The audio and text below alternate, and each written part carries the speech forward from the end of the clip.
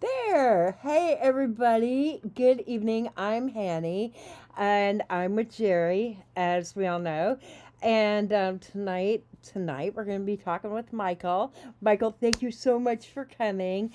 We usually try to do this show weekly, but my family's been nothing short of exciting this week, so we had to delay for about a week, and Michael's been really gracious to come back and talk with us. Thanks for joining us, and Jerry, go ahead and introduce yourself really quick, and then we're gonna talk with Michael. And as usual, thank you, Hanny. I'm Mm-hmm. Jerry Hebert. Currently, I'm serving for the 23rd Legislative District Democrats as their secretary and a former Washington State Human Rights Commissioner. Also have been the Washington State coordinator for the Human Rights Campaign and worked for Bill Clinton in the Bill Clinton White House with the HRC to get the hate crimes bill passed. My one claim to fame. Other than that, Woohoo! I've been a 30-year resident here in beautiful Kitsap and have been active in all of our politics. And I'm looking forward to speaking more. Alrighty, cool. And then tonight we have with us Michael Simonds, who is running for Bremerton City Council. Jerry and I are both like really long time political people, and so it's really exciting for us to get an opportunity to have a candidate come and sit with us and tell us all about themselves. So, Michael, with that, go ahead and tell us more about you. Hello. Happy to. So yeah, my name is Michael Simons, not Simmons, and it is a pleasure to be here tonight. I'm running. I'm a resident of Manette. I've been in Bremerton since 2013. Been in Kitsap since 2011, and I was brought out here from the Navy. I'm also a Navy brat, so I'm kind of a person without a hometown. But I grew up mainly on coastal Georgia. I've lived in Illinois. I've lived in upstate New York. One sec. Sorry about that. That is my cats. They do like attention, and when they hear my voice, they get a little excited. And so, yeah, I when I transitioned out of Navy in 2017, I started working in real estate. I brought the company Redfin over to the Kitsap Peninsula. Before then, we didn't have a presence other than our app.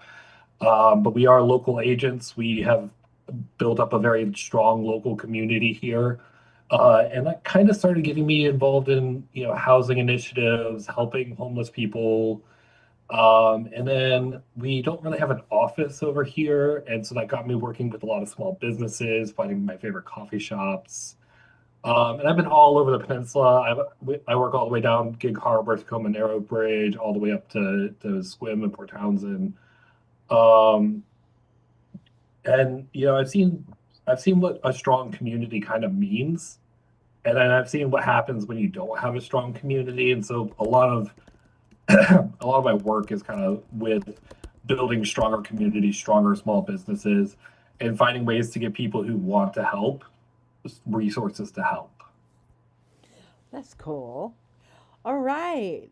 Well, I'm going to go ahead and start with the big question that Jerry and I always try to ask. Um, you say you've lived in Bremerton, so what would you say was the thing or things that motivated you to consider running for Bremerton City Council? My two biggest things, I have a third thing, but my two biggest things are homelessness and the lack of transparency and permitting. Those are two big things for me for a couple of different reasons. One, I live in probably what would be considered the wealthiest district in Bremerton.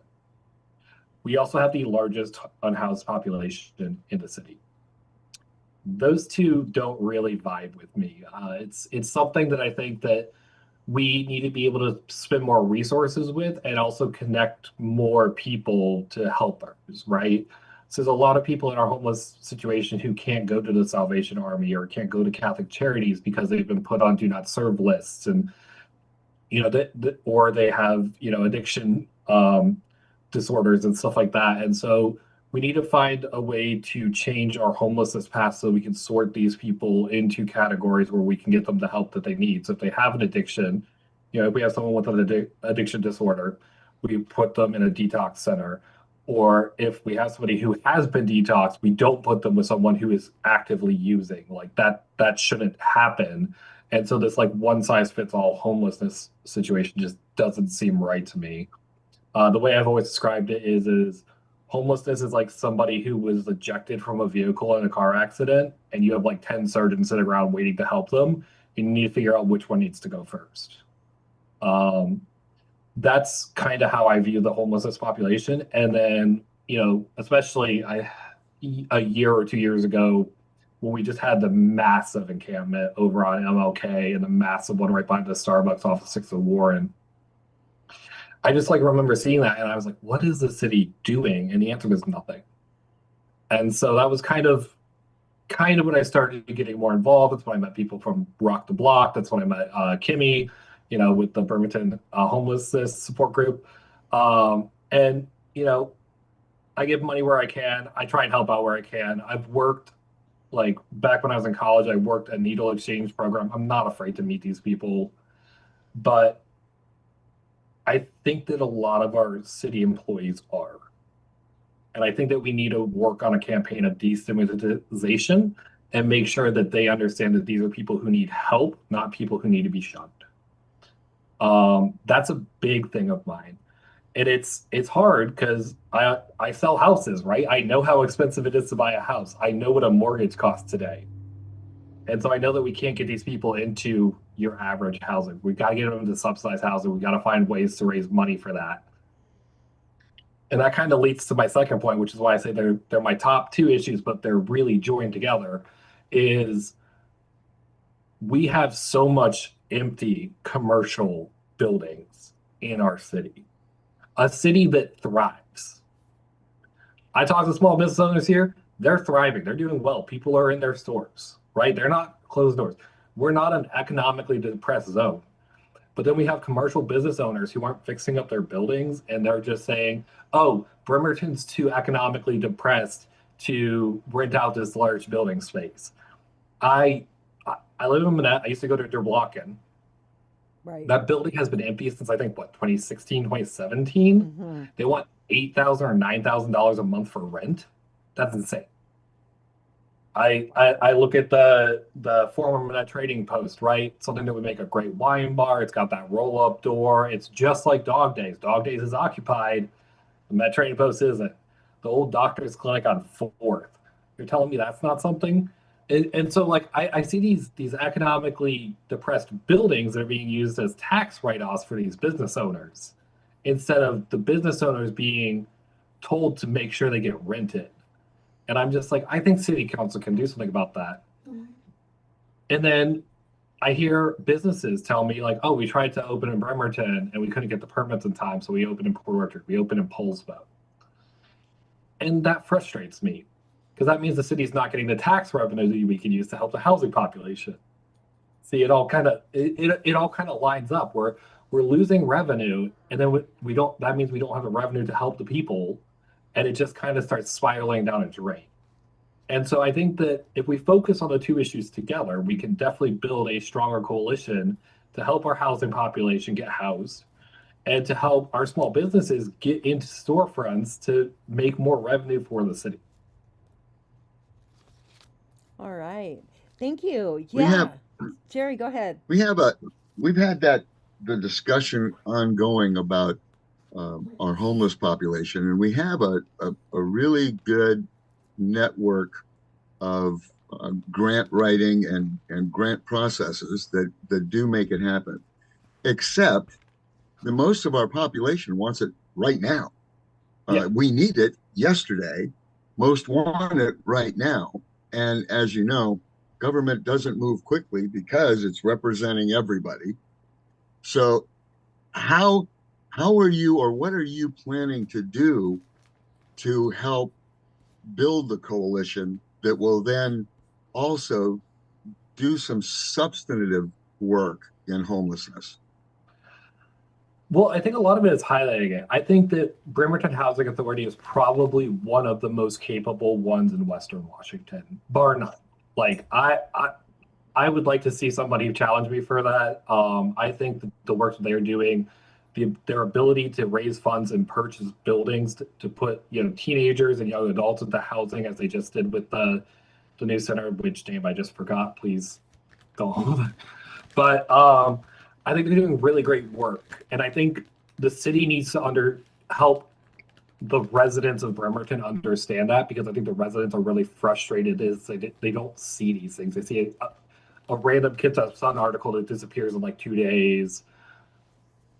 They're not like bringing these people up. They're not giving them like a key to the city for their accomplishments or anything like that. I think those are some ceremonial things that we can do. But again, I also think that the city needs to be the communicator between all these different diasporic organizations, so that the organization that helps veterans who are homelessness, we make sure that we get the homeless veterans to them, instead of the homeless veterans just being waiting around for the resource to come to them.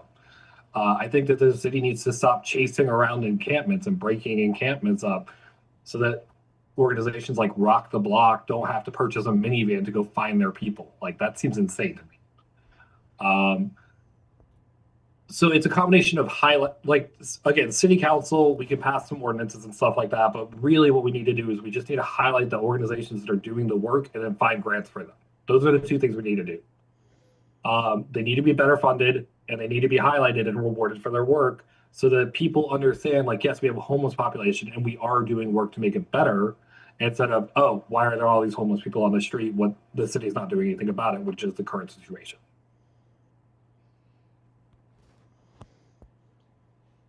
Go ahead, Jerry.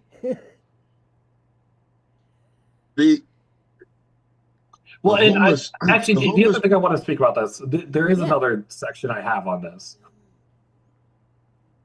Part of we need to send homeless people to the different organizations that are going to help that specific person, is we need to stop concentrating resources. And that sounds a little disintuitive at first. And the reason why is, when you concentrate homeless populations into mass areas, like we have done with Catholic Charities being next to MLK Affordable Housing, being next to Salvation Army, being next to formerly the Kitsap Mission, when you put a concentration on there, that causes an economic depression in that neighborhood. House values go down, people stop wanting to live there, the streets look like crap. And so what I think we need to do is, I think we need to start spreading the resources out throughout the city, instead of just concentrating it into this downtown corridor area.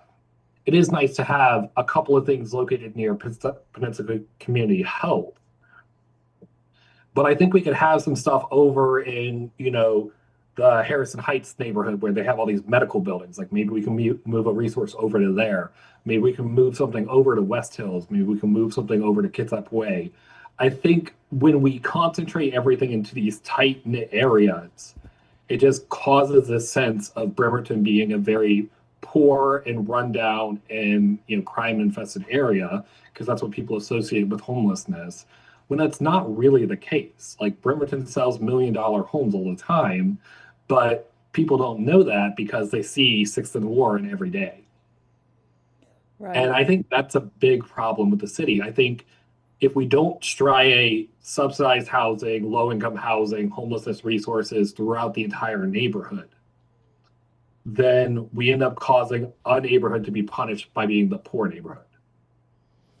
Right. So my question would be in saying that the first thing that immediately came to mind was, if I'm like an unhoused individual, and I don't have any resources. I mean, all of that sounding great and everything, but I mean, it would also have to I would think, be on like a bus line, or Yes. My question would be, oh my gosh, so I went over to this part of Bremerton for this service, and then now I got to take the bus and go for this service. Kitsap Transit never works as well as we want it to, or at least that's always been my experience with it. So, I mean, I would be worried about people on that level, just being able to get from here to there and back, and having to be reliant on Kitsap Transit and other modes of transportation to try and get there. And I know that there's a fear amount of people who are not only unhoused, but they also have disabilities as well. So that was my question. So first off, we can plan ahead of time. Again, this stuff isn't going to happen today. It needed to happen yesterday. That's fair. But we can plan ahead of time, make sure that all of these resources are within, one block of a major bus route. And I say major bus route, not an arterial, not a subsidiary, major. Right. Like big roads, Kitsap Way, 11th, 6th, Burwell, Trenton, Perry, Lebo, Wheaton Way, 303. Like those are all major bus routes. Right. And then on top of that, the people giving the resources need to know how to contact Kitsap Transit and see if they can arrange for a pickup and a drop off. And then maybe on top of that, the city I went to college in, Binghamton, New York, had taxi vouchers. And I'm a huge fan of taxi vouchers. I think that it's a good way to get people around. They even late at night, they ran something called a courtesy cab. It's a very big college town. And so they had free cabs if you travel inside city limits that the city subsidized to reduce drunk driving. And then we use those courtesy cabs for seniors as well, to get seniors to medical appointments. I think that that's a system that we can look at that probably the city hasn't considered, because since I've graduated college, there was the rise of Uber and Lyft, and people stopped using taxis as much.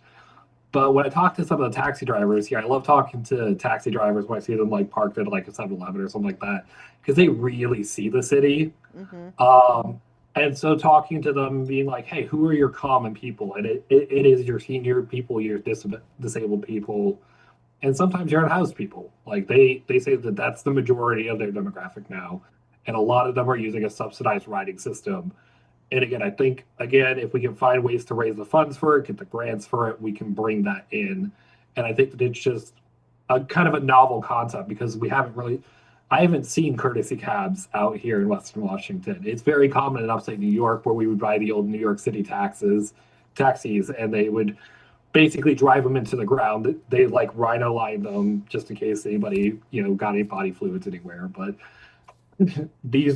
they're not the most reliable cars, but they would get you from A to B. And then when they broke down, they would go to a junkyard. And they were very, like, we're talking, these things are purchased for like $600. Like, they're cheap. And we just do maintenance on them, drive them, run them into the ground. And it's a service for the people. And Kitsap Transit can also help us out by running certain disabled buses and stuff like that. But I think that we really need to prioritize medical-based and housing-based transportation. And I think that that is something that a lot of the city council and the city employees even haven't really considered. It was a good conversation that I plan on having with the new the diversity coordinator, because it was something that we had briefly kind of talked about fixing transportation, because the broader Kitsap Transit is not reliable for disabled people and people who are struggling with either homelessness or a lot of people just don't feel safe if they're a minority individual. So, Right. We have a question from the audience. oh, great. Yes. So my friend Lilet is watching. Hi, Lilet. And says organizations cannot do it all. Government has the resources to be able to build. What are your thoughts on changing zoning away from single-family homes? Middle housing is my big thing. I love middle housing. I love townhouses. I love what they call six flats, which are 6 apartments stacked 3 stories tall. There's one for sale for Burwell right now, the brick one. I think it's $1.5 million, which is high. But I like this idea, but we need to fix the permitting process to make this easier. So I like the fact that the Planning Commission has recommended that we get rid of the 2 cars per single family zoning requirement citywide. I like the fact that we're getting rid of commercial building requirements for parking. Some people are going to catastrophize and say that that's going to cause a nightmare, but the amount of people who have gone down to single car families has shot up drastically in the past 5 years. Post-COVID, where we have a lot more remote workers, a lot more people using public transportation, and a lot more people using that kind of last mile home, right? So when I go to the ferry, I often take my electric scooter. I don't take a car. I have a car, but I don't take it.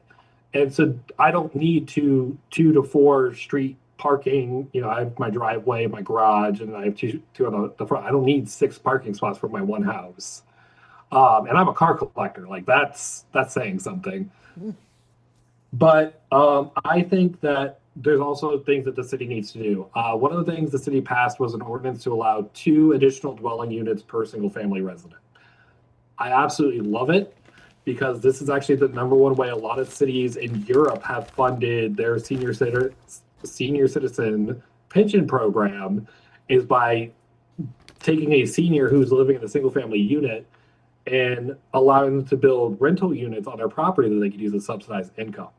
I think it's a great program, but it should have been followed up immediately with a couple of like tiny home pre-permitted designs. And when you have pre-permitted designs, you can make them a lot more affordable to purchase. So you're not paying $40K for a permitting. You might be paying $20K because it's already pre-approved and the city just has to do some topography and some water lines and stuff like that. It's very minor.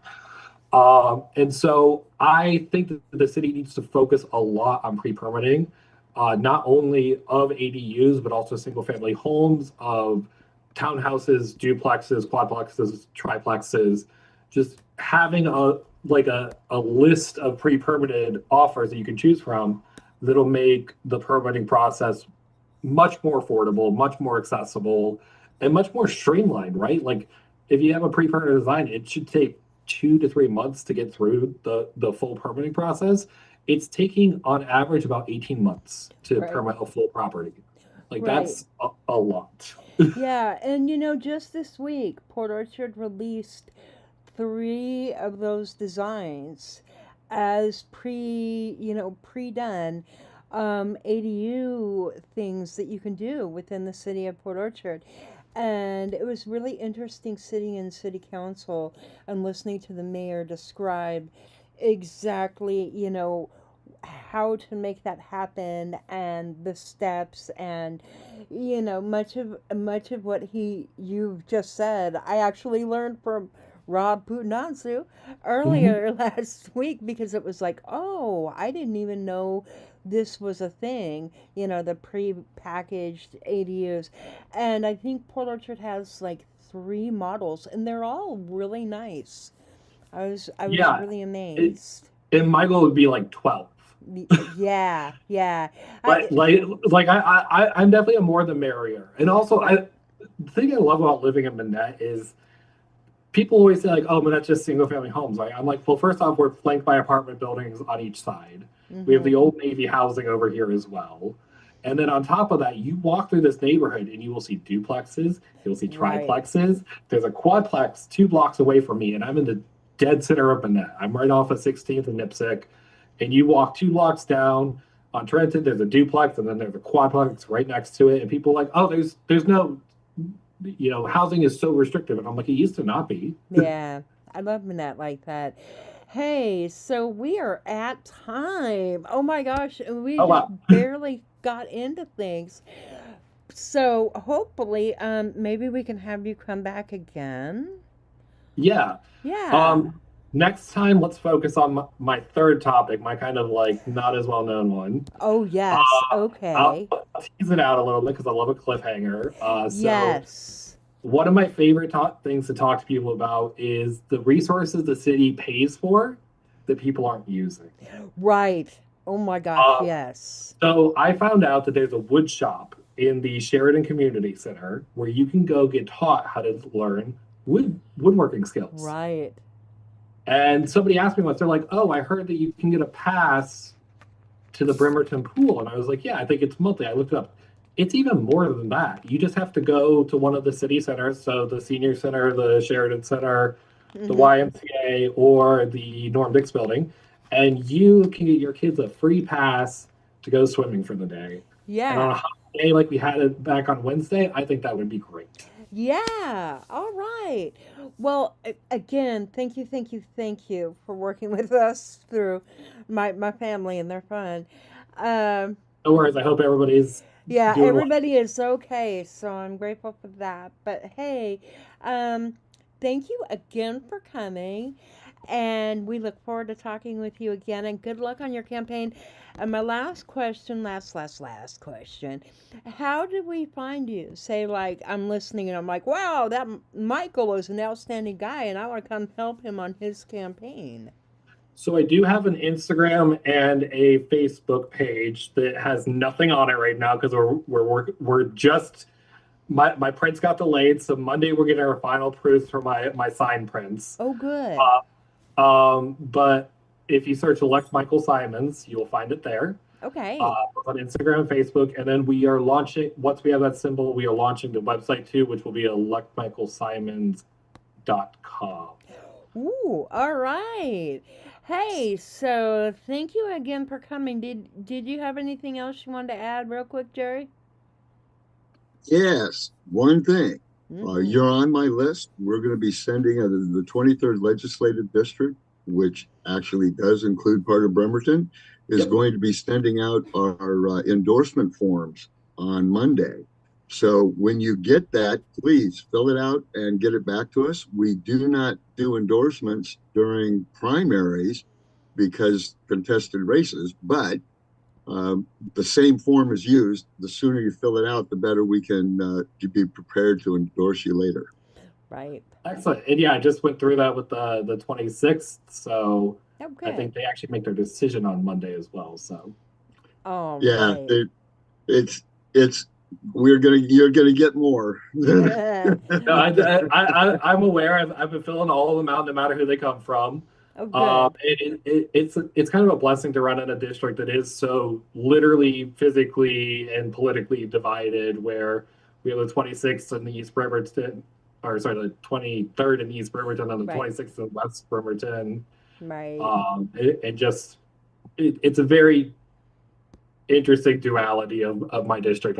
I look forward to working with both parties, Excellent. with both sides of East and West Yeah. Bremerton. There you go. Let me correct Right. myself. Right. All right. Well, hey, have a great evening, everybody. Tomorrow night is opportunity for an amazing magnetic storm, aka Aurora Lights. So if you're Yay. in South Kitsap, and you know where I hang out, which is over on Yukon Harbor, do join my friends and I. We're looking for the lights tomorrow night. So have a great evening. Thanks for tuning in. Bye. Bye. Bye. Pow.